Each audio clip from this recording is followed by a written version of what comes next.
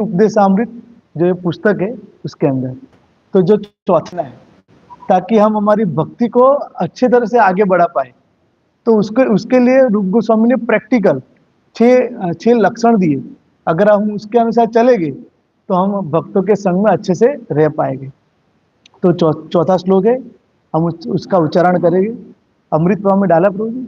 हाँ, अमृत प्रवाह में है, आप वहां से भी एक बार मतलब मेरे पीछे गा सकते हो।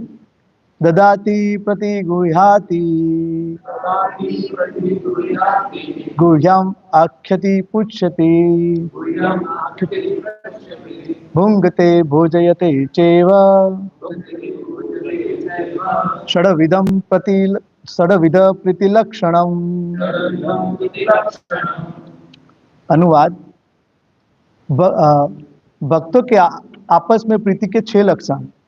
पहला, दान में उपहार देना, दान स्वरूप उपहार को लेना, भक्तों को मन की बात कहना, भक्तों से गोपनीय प्रश्न पूछना, प्रसाद स्वीकार करना और प्रसाद लेना।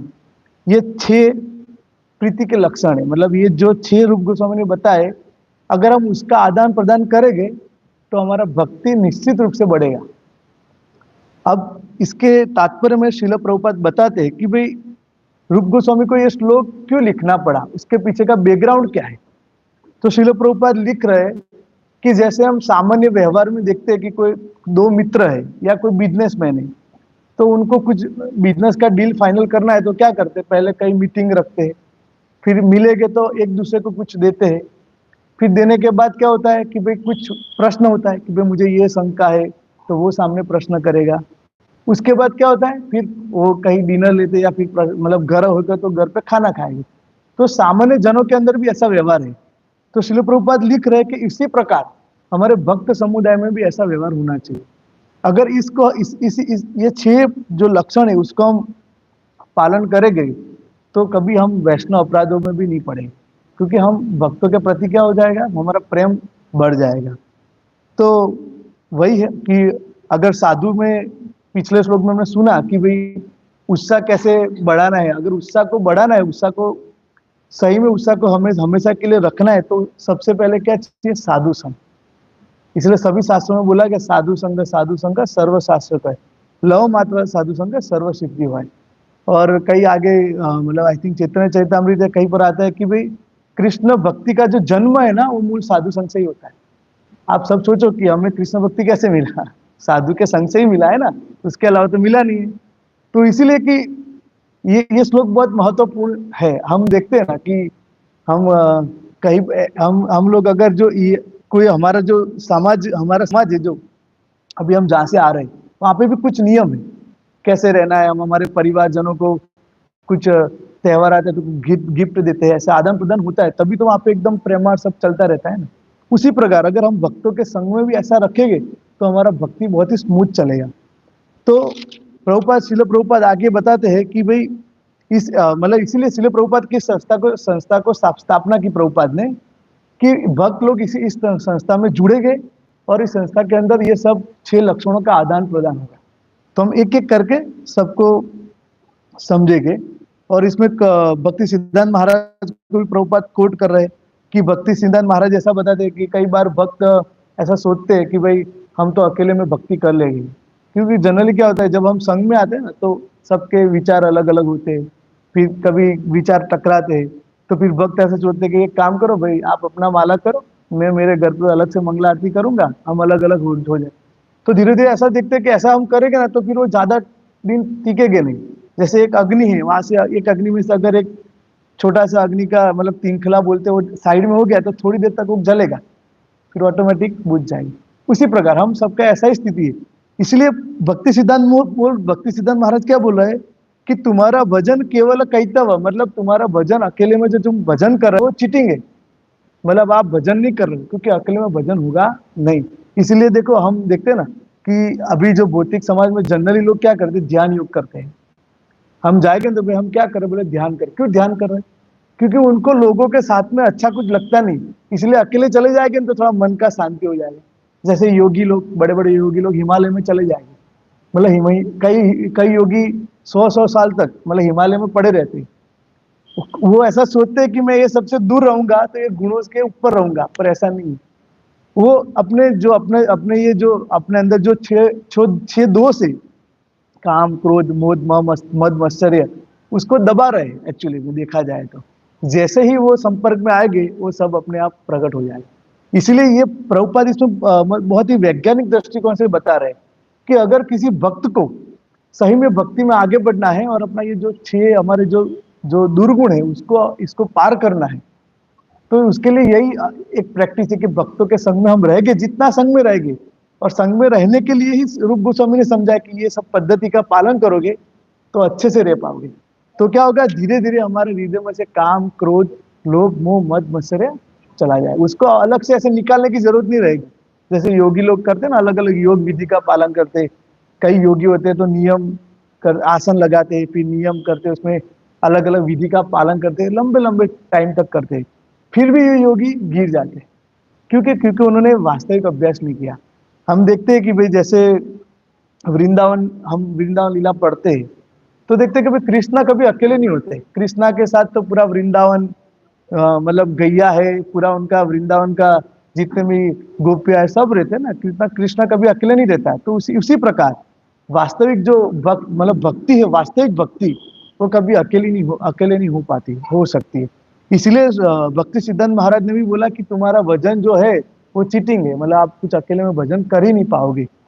तो इसलिए हमें मतलब ये प्रैक्टिकल दिया है। और हम देखते हैं कि शिला प्रभुपाद इसके तात्पर्य में लिख रहे हैं कि मैंने ये जो मूवमेंट था पहले अकेले शुरू किया, फिर धीरे धीरे अकेले शुरू किया प्रभुपाद ने। तो पहले प्रभुपाद ने लोगों को बुलाया, उनको प्रसाद खिलाया, और लोगों ने प्रभुपाद को देखा तो उन्होंने भी सामने अपना जो भी था वो समर्पित किया, और इसी प्रकार ये मूवमेंट बढ़ा है। तो प्रभुपाद ने अकेले शुरू किया, पर उसके साथ सभी भक्त लोग जुड़े, तब जाके पूरे विश्व भर में कृष्ण भावना को फैलाए। उसी प्रकार हम रामायण लीला में देखते हैं कि भगवान रामचंद्र जहाँ पे युद्ध के लिए जा रहे हैं तो अकेले नहीं है, पूरी वानर सेना लेके जाए। भगवान चाहते तो अकेले लड़ सकते, तो भगवान भी सिखाना चाहते कि किस प्रकार हम संग में रह के कोई भी कार्य करें जिससे सबको लाभ मिलता है। तो हम एक एक करके पूरा इसको समझेंगे तो टोटल 6 प्रीति लक्षण है। हम उसको 3 भाग में डिवाइड कर देंगे। जैसे कि मतलब एक तो हम मतलब हमें किसी को गिफ्ट देना और लेना, हम उसको एक ही भाग में रख देंगे। उसी प्रकार हम किसी को मतलब मन की बात बोलना और प्रश्न पूछना, और आगे है फिर प्रसाद स्वीकारना और देना। तो सबसे पहले हम समझेंगे कि भाई हम किसी को दान देना। तो यहाँ पे शिल प्रभुपाद 2 दृष्टिकोण से समझाते। एक तो पर्सनल लेवल पे, मतलब एक इंडिविजुअल भक्तों के लेवल पे, और पूरी संस्था के लेवल पे समझाते हैं। तो शिल प्रभुपाद यहाँ पे समझाते हैं कि देखे मतलब ये जो हमें मतलब प्रभुपाद बताते हैं कि हमें एक दूसरे भक्तों को उपहार देना चाहिए। मतलब उपहार में प्रभुपाद यहाँ पे लिखते हैं कि भाई हमें हमें मतलब जैसे कोई वरिष्ठ भक्त है तो सब अपना अनुभव देना चाहिए। किसी को देने के लिए क्या अनुभव दे सकते हैं, तो सामने वाला व्यक्ति क्या दे सकता है, तो अपना टाइम दे सकता है। जैसे आप यहाँ पे सुनने आए तो आपने क्या दिया, अपना समय दिया। उसी प्रकार उसके आगे लिख दे कि अनुभव या पूरा जीवन देना चाहिए, या धन देना चाहिए, या कुछ पर्सनल गिफ्ट भी देना चाहिए। यहाँ पे लिखते हैं कि भी उसको अपने कुछ मतलब आशीर्वाद देना चाहिए, उचिष्ट, या अपने पास जो अच्छे गुण है वो देने चाहिए। तो यहाँ पे प्रभुपाद लिख रहे हैं कि भाई जो वरिष्ठ है उसको क्या मतलब अपने जो अपने पे आश्रित है उसको ये सब देना चाहिए, अपना आशीर्वाद है, अपना संग है, ये सब। और सामने वाला जो संग में है उसको भी सामने अपना समय देना चाहिए। यहाँ तक लिखते कि भी अगर भगवान की सेवा के लिए प्राण भी देना चाहिए, ये भी एक उपहार की कैटेगरी में गिन रहे प्रभुपाद। फिर प्रभुपाद आगे पूरे संस्था के तौर पे दे रहे। तो प्रभुपाद बता रहे यहाँ पे कि हमने इस्कॉन की स्थापना की और हमें लोग दान दे रहे, तो हम उनको सामने क्या दे रहे हैं, ग्रंथ। मतलब यहाँ पे प्रभुपाद प्रचार के बारे में बता रहे कि हम जो प्रचार कार्य कर रहे हैं वो हम सामने से हम कभी कभी जाते हैं तो कोई पुस्तक नहीं लेता, तो हम उनको ऐसा बोलते कि प्रभु आप कुछ दान दे सकते हो, तो हमें कभी कभी वो 100 रुपया 200 रुपया से दान देता है ना। तो प्रभुपाद यहाँ लिख रहे कि हम उसको क्या दे रहे हैं, ग्रंथ दे रहे हैं। तो ये भी मतलब ये भी एक बहुत ही अच्छा कार्य है कि भी हम किसी को मिलते हैं तो हमें उसको क्या देना चाहिए, ग्रंथ देना चाहिए, और उसे कुछ लक्ष्मी लेना चाहिए ताकि वो भगवान की सेवा में लगे। तो इसी प्रकार हमें सभी भक्तों को मिल के आपस में ऐसे आदान प्रदान होना चाहिए। और यहाँ पे प्रभुपाद लिखते हैं कि अगर आप कभी देखो आपके लिए किसी ने गिफ्ट लाया होगा, आपके पास करोड़ों रुपया है, फिर भी अगर किसी ने आपको 500 रुपये का गिफ्ट दिया होगा ना प्रभु, तो आपको लाइफ टाइम याद रहेगा कि हाँ भाई मुझे ये व्यक्ति ने इस समय पे दिया था। तो इसी प्रकार प्रभुपाद यहाँ पे लिख रहा है कि भक्तों को एक दूसरे को ऐसे ही व्यवहार होना चाहिए। जैसे अभी हमने रिसेंटली मैराथन किया, तो मैराथन में काफी भक्तों ने उत्साहपूर्वक भाग लिया। तो प्रभु जी ने हमें बोला, प्रभु जी से बात हुई, प्रभु जी ने बताया कि आप जिन्होंने भी योगदान दिया उनको कुछ बुलाओ, प्रसाद खिलाओ, और प्रसाद के साथ उनको कुछ गिफ्ट देते हैं। अब देने का पर्पस ऐसा नहीं है कि भाई उसको दे के हम, पर पर्पस ये है कि उसने इतना अपना समय लगाया, अपना धन लगाया है, तो उसको प्रति अगर हम थोड़ा कृतज्ञ व्यक्त करेंगे तो उसको भी उत्साह मिलेगा और वो और सेवा करेगा। उसको ऐसा लगेगा कि हाँ भाई ये लोग आके दान लेके चले गए, फिर ये देखते नहीं पूरे साल भर, उसको ऐसा नहीं लगे। तो हमने कार्यक्रम किया, वहाँ पे भक्तों को इनवाइट किया और काफी सारे लोग आए और वहाँ पे हमें गिफ्ट दिया। और पर्सनली काफी सारे भक्तों ने बाद में हमको बोला भी कि प्रभु मतलब बहुत अच्छा लगा कि आपने हमें बुलाया और ऐसा गिफ्ट दिया। कई बार कई लोग ऐसा बोला कि हम सोच ही रहे थे कि हम भगवान को अपने घर कैसे लाए और आपने हमें फोटो दे दिया।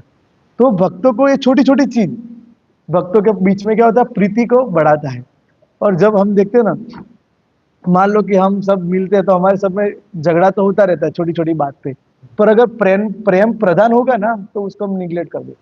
जैसे हम सामान्य देखते हैं पति पत्नी होते कि 50 साल 60 साल साथ में रहते हैं, अब कितनी बार लड़ाई होती है, पर क्यों वहां पे कभी कुछ अलग नहीं होता? क्योंकि प्रेम है ना, प्रधान प्रेम है। तो इसी प्रकार प्रभुपाद यहाँ पे बोल रहे हैं कि भाई अगर हम भक्तों के बीच के अंदर ये गुण को हम डेवलप कर देंगे तो भक्तों के बीच में हम एकदम अच्छे से रहेंगे। और जब आप अच्छे से रहोगे तो आपका भक्ति भी अच्छे से आगे बढ़ेगा।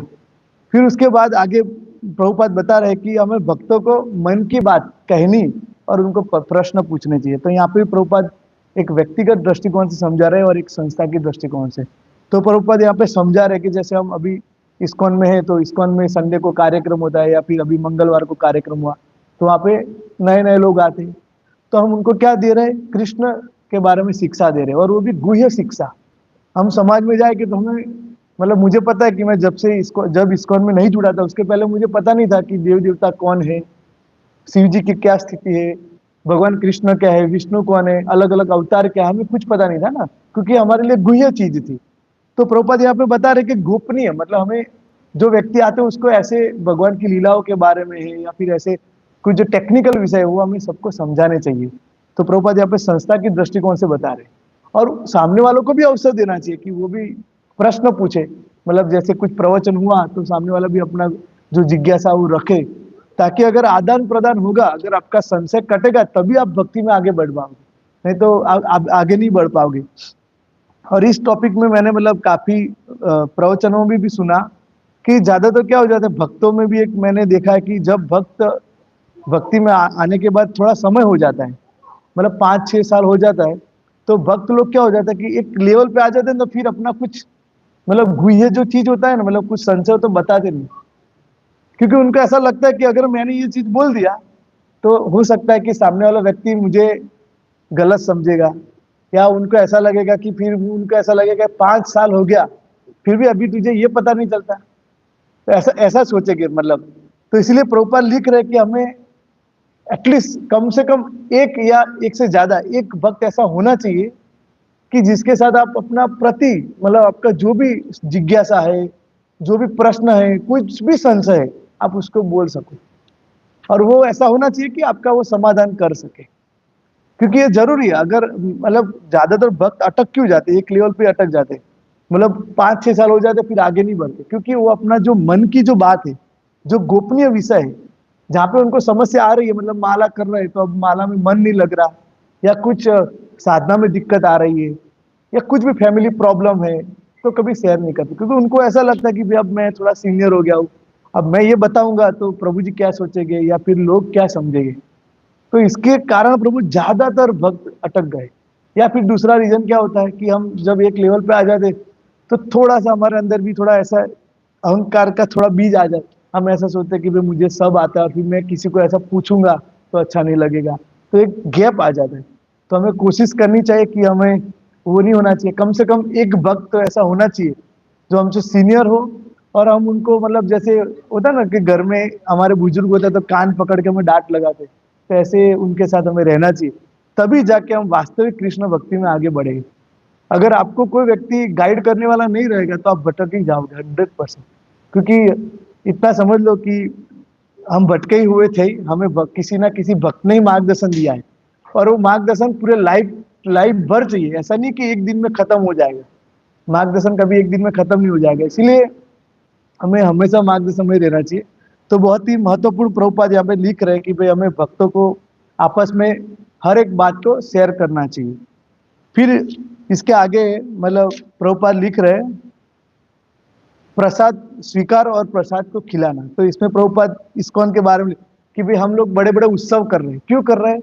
क्योंकि ताकि लोग आए और उनको हम प्रसाद खिला पाए, और क्योंकि लोग दान भी दे रहे हैं ना, तो प्रभुपाद पूरी संस्था के दृष्टिकोण से बोल रहे हैं कि इसलिए भक्तों को मिल के ऐसे उत्सव करने चाहिए। जैसे इस्कॉन में फेमस है, ज्यादातर इस्कॉन में हम किसी को पूछेंगे ना कि क्यों आप भक्ति में कैसे जुड़े, तो मैंने अभी तक सुना है तो ज्यादातर लोग ऐसा बोलेंगे, एक तो प्रसाद, कि भाई हम लोग प्रसाद खाने गए और प्रसाद बहुत अच्छा लगता था, तो धीरे धीरे जाते रहे, खिचड़ी खाते रहे और पता ही नहीं चला कब वक्त बन गई। तो ये एक तो सबसे बहुत ही मतलब कारण है कि लोग जुड़े, मतलब इवन वेस्टर्न कंट्री में भी लोग प्रभु प्रसाद से जुड़े। फिर दूसरा कीर्तन, कि इस्कॉन में आएंगे तो कीर्तन सुनने मिलेगा, और फिलोसॉफी प्रवचन वो किसी को कहीं नहीं मिलेगा, आप कहीं पर भी चले जाओगे मंदिर में तो आप पूरा मंदिर दर्शन करके आ जाओगे, आपको वहाँ पे साकरिया और सींग मिल जाएगी, पर कहीं आपको प्रवचन नहीं मिलेगा या प्रसाद भी नहीं मिलेगा।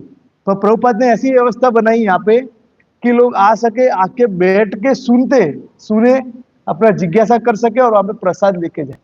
तो इसीलिए प्रभुपाद यहाँ पे संस्था की दृष्टिकोण से बता रहे हैं कि भाई हमको सबको मिलके ऐसे उत्सव करके लोगों को इनवाइट करना चाहिए, ताकि लोग आएंगे तो वो आएंगे तो उनके साथ हमारा आदान प्रदान होगा, और आदान प्रदान होगा तो उनको भी आगे बढ़ने का अवसर मिलेगा।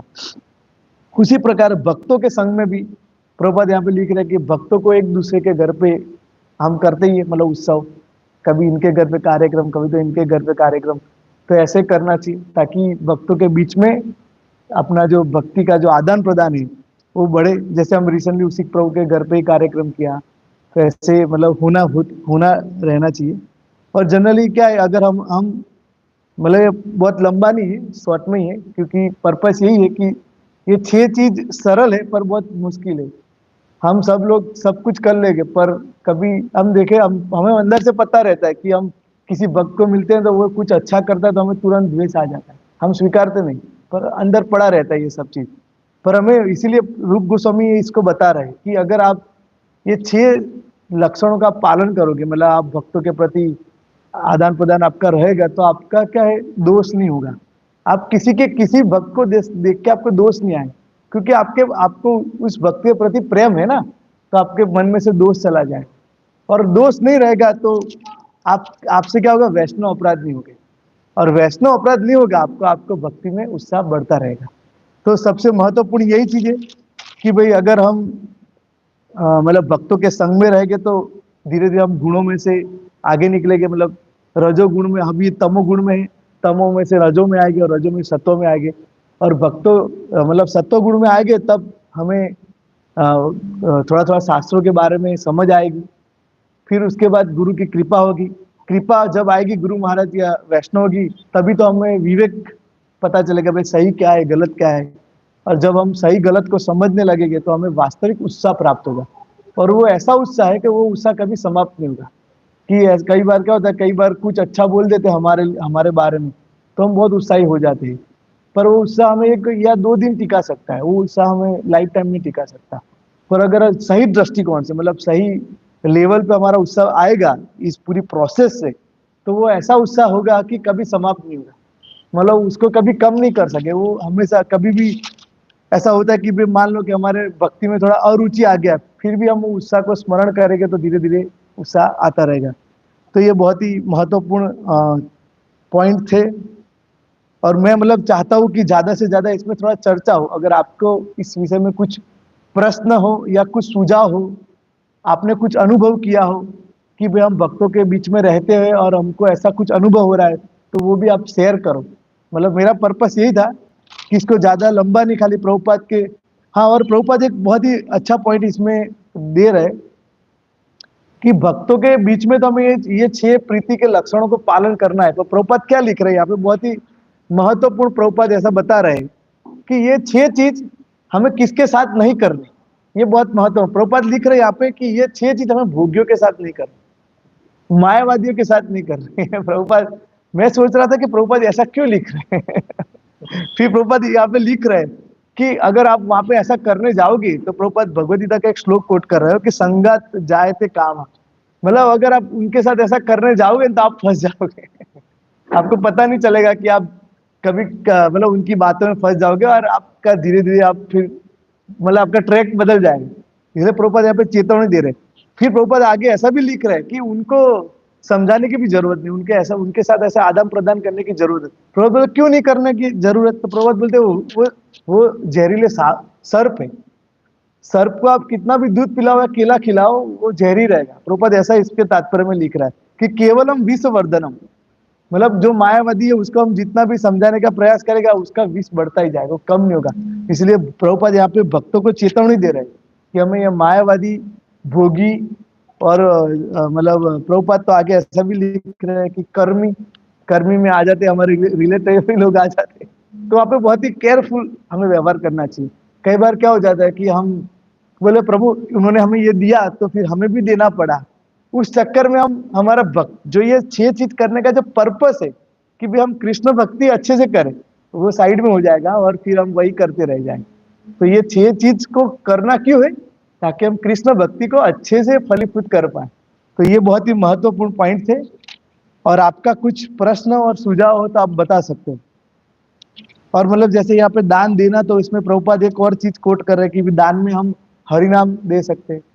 प्रभुपाद बोलते हैं कि किसी के हृदय में कृष्ण भावनामृत को जगाने की जरूरत नहीं। प्रभुपाद बोलते हैं कि नित्य सिद्ध कृष्ण प्रेम साध्य कबू नहीं, श्रवण आदि शुद्ध चित्ते करे उदय। मतलब सभी जीवों के हृदय में शाश्वत रूप से कृष्ण भावनामृत है, बस हमें क्या करना है, उनको जागृत करना है। मतलब हमको हमको जिनको भी मिलते हैं उनको, मतलब हम कुछ दे नहीं सकते तो एटलीस्ट उनको हरिनाम या भक्तों की महिमा या ग्रंथ, सबसे महत्वपूर्ण है प्रभुपाद के ग्रंथ, वो देना चाहिए। इसलिए ये 6 चीज मैं ये पढ़ रहा था तो मुझे लगा कि ये प्रचारक के लिए बहुत बहुत महत्वपूर्ण चीज है। क्योंकि हम प्रचार करते हैं तो प्रचार में ये 6 चीज लागू पड़ती है कि कैसे कोई व्यक्ति नया भक्त है उसको हमें कैसे भक्ति में जोड़ना है। क्योंकि वो पूरा एकदम बाहर से आ रहा है, उसको पूरा उसका रात दिन चेंज हो रहा है। क्योंकि उन भक्तों का समझ में है तो हम पूरा अलग भौतिक संसार में जाते हैं और यहाँ पे पूरा अलग हो जाता है। तो उस भक्तों में कैसे समझाना है, उनको कैसे भक्ति में, वो भी उनका जितना जिज्ञासा उनको, मतलब जिज्ञासा को संशय को काट के हमें उनको कैसे आगे बढ़ा सके। तो ये प्रचारक के लिए बहुत ही महत्वपूर्ण चीज है इसको समझना। तो ये था। प्रभु किसी का कुछ प्रश्न है तो बोल सकते हो, और कुछ सुझाव है, मतलब कुछ कहना हो तो भी कह सकते हो।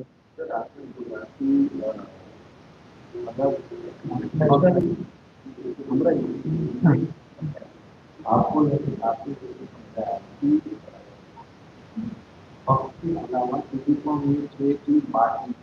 मतलब मायावादी को, मायावादी, पता चले। हाँ दूसरा हम अपने तरफ कैसे, ये तो भक्ति की वजह से, मैं तो भक्त हूँ, ये तो किसी को चीजें देनी, यस यस यस, तो फिर वो मायावादी है तो भी ये तो बोल रहा है। हाँ बराबर है। हाँ यस यस वही है देना। तो वही चीजें देखो, सबसे पहले तो क्या है कि पहले तो हमारा लेवल, हम कई बार, अब कोई सन्यासी है तो उसको जाके तो हम नहीं मायावादी सन्यासी तो उसको तो हम प्रीत नहीं कर सकेंगे ना। पर जितने इन जन्म में ज्यादातर लोग देखा जाए तो उनको कुछ मायावाद में भी पता नहीं होता या फिर भक्ति में पता नहीं होता। तो उनको तो मैं जैसे नेचुरली उनसे व्यवहार करते ऐसे ही करना रहता है। पर जैसे आपने, मतलब आपका प्रश्न ये है कि भी मुझे तो मायावादी को भी, हाँ यस यस,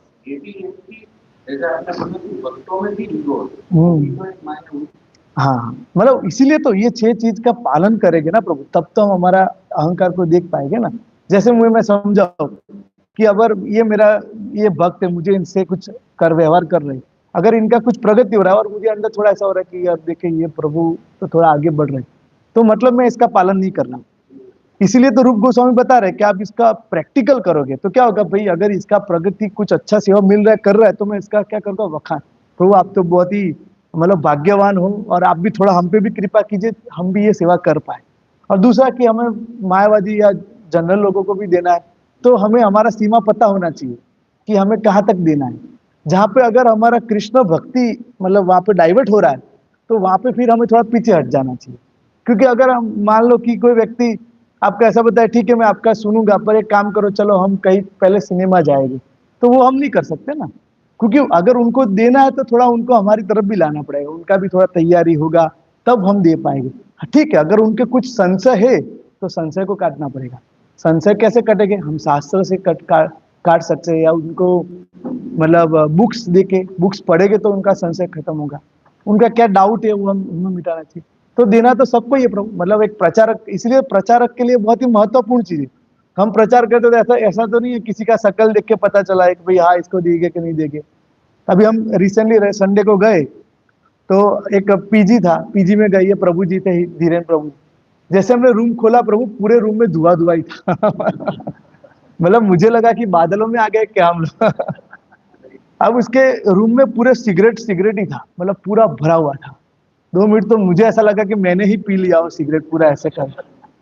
पर वो मतलब मुझे लगता है पी के ऐसे डाला ही होगा, पर हमने जैसे डोर खुला ना, अंदर आ जा, अंदर बुला दिया, डोर बंद कर दिया। हम तो फंसे, हम क्या करें।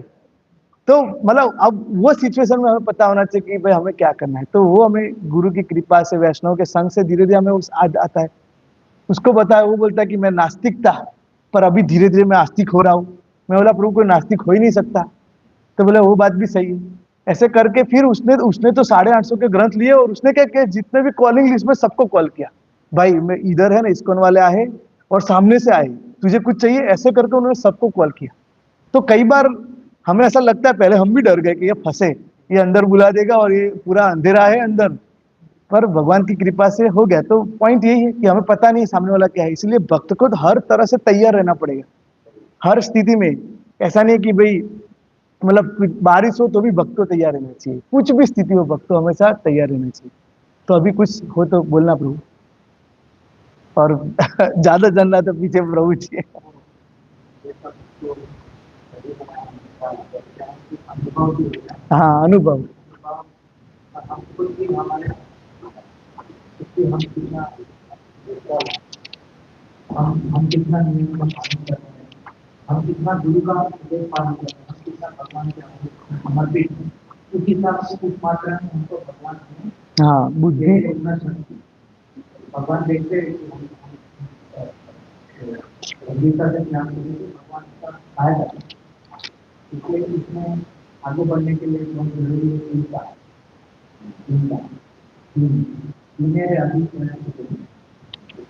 हैं उसके ऊपर ज़्यादा इसलिए बहुत इम्पोर्टेंट बुद्धि और अहंकार।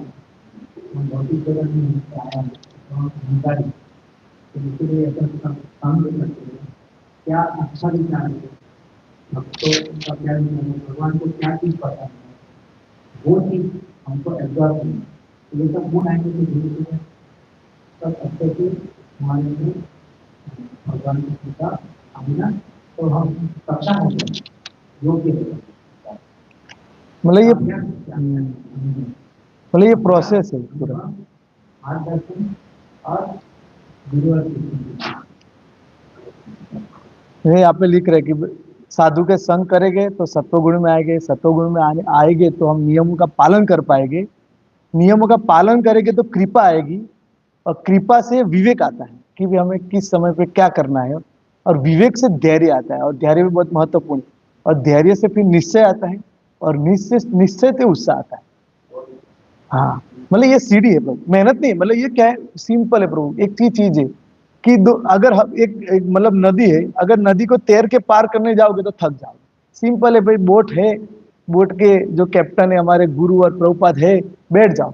हमें बैठ के खाली क्या करना है, वो जो इंस्ट्रक्शन दे रहे हैं उसको पालन करना है बस। तो अगर हम जैसे कई बार क्या होता है कि कोई नया होता है तो वो वरिष्ठ से सीखे, वरिष्ठ होता है तो वो उनके लेवल के भक्तों के सीखे। अगर हम ऐसे ही रहेंगे ना तो कभी हमें ऐसा प्रॉब्लम आएगा ही नहीं। ये सभी चीज आपको ऐसा लगेगा कब आपको पता चल गया। आपको अभी तो हम पढ़ेंगे तो ऐसा लगता है कि हाँ हाँ तो बहुत लंबा प्रोसेस है, तो लंबा नहीं, आपने साधु संग कर लिया तो आप सत्वगुण में आए। आप सत्व मतलब साधु के संग में सत्वगुण में आ रहे हैं, फिर आप नियम पालन करोगे, घर जाके आप भी माला करोगे, मंगला आरती करोगे, फिर उससे कृपा आ रही है। कृपा आएगी तो आपको भी समझ में आएगा कि हाँ हाँ भाई बाहर का नहीं खाना, हमें ये करना है, तो विवेक आ गया आप में भी। विवेक आया फिर आप में भी धैर्य आएगा, फिर आप भी कुछ निश्चय लोगे, तो ऑटोमेटिक आप में उत्साह आ जाएगा। आप भी संडे को बोले प्रभु मुझे प्रचार में आना है, तो हे एक ही दिन में सब आ सकता है। मतलब आप भक्तों के संग में रहोगे तो लगता है लंबा, पर है छोटा है। तो किसी का कुछ